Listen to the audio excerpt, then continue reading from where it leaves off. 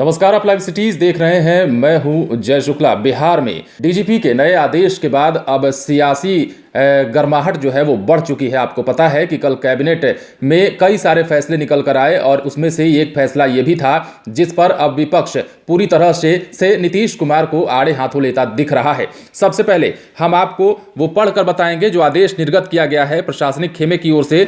यदि कोई व्यक्ति किसी विधि व्यवस्था की स्थिति, विरोध प्रदर्शन, सड़क जाम इत्यादि मामलों में संलिप्त होकर किसी आपराधिक कृत्य में शामिल होता है और उसे इस कार्य के लिए पुलिस द्वारा आरोप पत्रित किया जाता है तो उनके संबंध में चरित्र सत्यापन प्रतिवेदन में विशिष्ट एवं स्पष्ट रूप से प्रविष्ट किया जाए।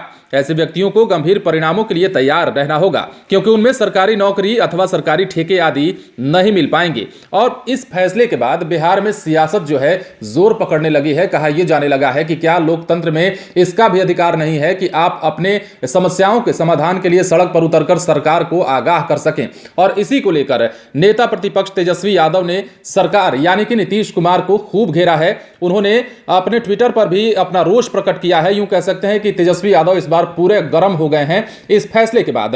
अब बिहार के नेता प्रतिपक्ष और आरजेडी के नेता तेजस्वी यादव ने मुख्यमंत्री नीतीश कुमार को एक बार फिर से घेरने की कोशिश की है।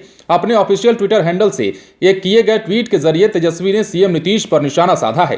तेजस्वी यादव ने अपने ट्वीट में लिखा है कि मुसोलिनी और हिटलर को चुनौती दे रहे नीतीश कुमार कहते हैं कि अगर किसी ने सत्ता व्यवस्था के विरुद्ध धरना प्रदर्शन कर अपने लोकतांत्रिक अधिकार का प्रयोग किया तो आपको नौकरी नहीं मिलेगी, मतलब नौकरी भी नहीं देंगे और विरोध भी प्रकट नहीं करने देंगे। बेचारे 40 सीट के मुख्यमंत्री कितने डर रहे हैं। ये लिखा है तेजस्वी यादव ने। आप देख पा रहे होंगे अपनी स्क्रीन पर सारी बातें लिखते हुए लास्ट में वो लिखते हैं कि बेचारे 40 सीट के मुख्यमंत्री कितने डरे हुए हैं। तो अब इस नए आदेश के बाद जो है वो लगातार सियासी पारा चढ़ता जा रहा है। विपक्ष सीएम नीतीश कुमार की सरकार को मुसोलिनी और हिटलर की संज्ञा दे रहा है और बता रहा है कि क्या लोकतंत्र में अब इसका भी अधिकार नहीं है कि आप अपनी समस्याओं को लेकर सड़क पर उतरें।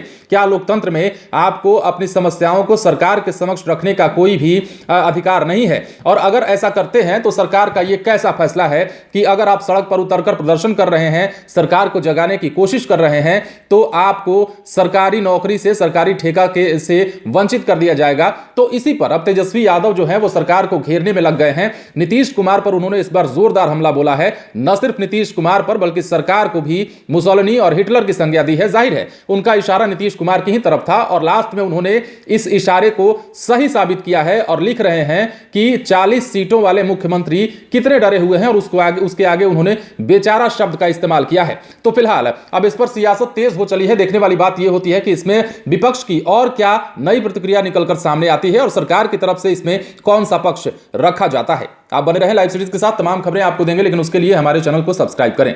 अगर आप ये वीडियो फेसबुक पर देख रहे हैं तो पेज को लाइक करें। इसके अलावा ट्विटर पर जरूर फॉलो करें। धन्यवाद।